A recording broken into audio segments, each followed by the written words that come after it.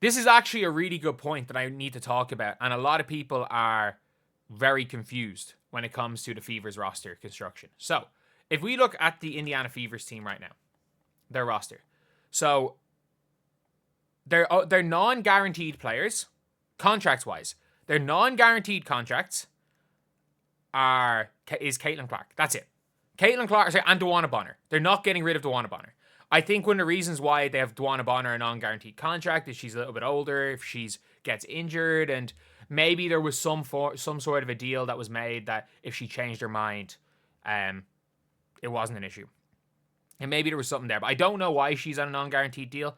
But obviously, Caitlin Clark has not had a rookie deal picked up, nor is it a guaranteed deal. So players on guaranteed contracts for the Fever. Colson's on a guaranteed. Dantas is on a guaranteed contract. Hull's on guaranteed money. I think Bree Turner's on a guaranteed contract. Cunningham's guaranteed. Aaliyah Boston has only recently become guaranteed. Natasha Howard's guaranteed. Kelsey Mitchell's guaranteed. So with all their guaranteed contracts, and with the assumption that they're not going to just cut Caitlin Clark or Duana Bonner, they have $111,000 in free cap room. So the rookie minimum contract is $66,000. And all of Jillia Lane, Jaylen Brown, Yvonne Ejim, Michaela Timpson, and Bree Hall are all going to be there for $66,000. The Fever do not have the ability to sign more than one of those players immediately. Almost certainly they're going to sign Michaela Timpson. Like, that's just a given. We know they're going to sign Michaela Timpson. It is just a given. So, with that being said, unless they make a trade, they can't bring in anyone else, and they're not going to make a trade. So, I would assume they're going to bring Michaela Timpson. And what is going to end up happening then with Michaela Timpson in there is that they still have the guts of $50,000 in salary, which is not enough. It is not a minimum contract. But when it comes to the second half of the season, this is happening in the middle of the season. EuroBasket. 18th to the 29th of June. EuroBasket is happening. So when it comes to that, there is obviously going to be a lot of players that are currently not in the WNBA that might consider coming over after EuroBasket. So there's not going to be any prioritization rules. There's not going to be any. So they can sign someone straight from EuroBasket. And the money that isn't a minimum contract is going to be enough to sign someone for part of the season. It's going to be enough. Bree Turner is not a protected contract. Okay, so they can cut Bree Turner then. They're not going to cut Bree Turner. I'm just putting it there. They're not cutting Bree Turner. Bree Turner has, they're not going to cut her early anyway. They might cut her later on in the year, but they're not going to cut her early. The problem is, if things start. But if we look even at the Olympics, and we look at some good teams that will be playing in EuroBasket. So we look at, say, the French team. So if they need extra point guard play, Marine Photo is not... I don't know if a team has her rights.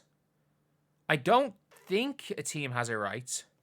But she's somebody that could potentially be up for grabs post-Olympic break. So she got undrafted? No, sorry, the Liberty have her rights. Why did the Liberty have everyone's rights?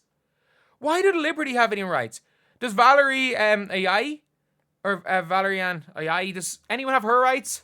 Why did Liberty just have the rights to every French player? No, so nobody has her rights. She was an Olympic All-Star. A team might go and look to bring her in. Obviously, there were a few players that were brought in by the Valkyries. The Valkyries have brought in a lot of players. Or did somebody sign her? The Valkyries seem to just have the rights to everybody. But you can always just look for these players. Like, again, if you're looking at Belgium, if you're looking at the Belgian team, obviously MMA Simon is that player. And I would have suggested, maybe you can bring in like a Kiara Linskens. Like if you are Belgium, obviously, because EuroBasket's on, you could have brought in a Kiara Linskens, but obviously she got signed by the Valkyries, who just got everybody. But there are players there like that might. I guess Classes, she was signed, wasn't she, by a team? Or is she young? Was she signed? either way, whoever's doing well at EuroBasket, there's bound to be players. There's a lot of players in the on the Spanish team, and again, I don't even know who has the rights to these players, but there are players that can be signed after EuroBasket. Not only that, there are Americans that can be signed. Like, if we saw last year, Odyssey Sims was averaging 17 points per game. Prioritization rules had to be here day one. That's if you're signing a year-long contract. You don't have to be there day one. Like, for example, there are tons of players like Kennedy. A team could sign Kennedy Carter in August. Like, it's possible. Someone's going to sign Kennedy Carter. It won't be the Fever. But when it comes to that, the Fever have the money to sign someone for part of the season. But you never know what's going to happen with other WNBA teams. There could be a player that gets released by a team, just like, say, the Mercury when the Fever released Celeste Taylor. There could be a situation where a player comes back from injury and they bring in a player and they end up cutting said player after the player gets hurt. So obviously that's something that could end up happening. There could be players that have been gotten rid of from other teams. You never know. Maybe for the second half of the year, if no one picks up Bree Hall, they might bring back Bree Hall. So the Fever aren't stuck with 11 for the entire season. They are stuck with 11 players for at least part of the season. But if we don't remember last year, like, the Chicago Sky just cut Kaiser Gondrzic. Like, they literally just cut her. So they had an extra roster spot. And they were able to use that extra roster spot to bring in Mariah Jefferson's contract in the Marina Mabry deal, which allowed them to get off Marina Mabry and get a lottery pick next year. So, with that being said, when it comes to the Fever, is like, they're going to bring in one more player. It probably won't be, like, I'd say their training camp roster, they might bring in a few players that have no chance of making the team just to be on the training camp roster. Like, because they don't have enough players for a training camp roster, a full one. So they might bring in a few players with no chance of making the team. And with that being said, like, maybe they really like Yvonne Ejim and nobody picks up Yvonne Ejim. And she's going to be there for part of the season on a part-time, a contract that they can be afforded for part of the year. So, yeah, I don't know. Again, I don't know exactly how it all works. But when it came to, like, when it comes to someone like a Mason Man, like we saw last year, Gabby Williams. Gabby Williams played for, like, the minimum. Genuinely played for the minimum contract. And I think that it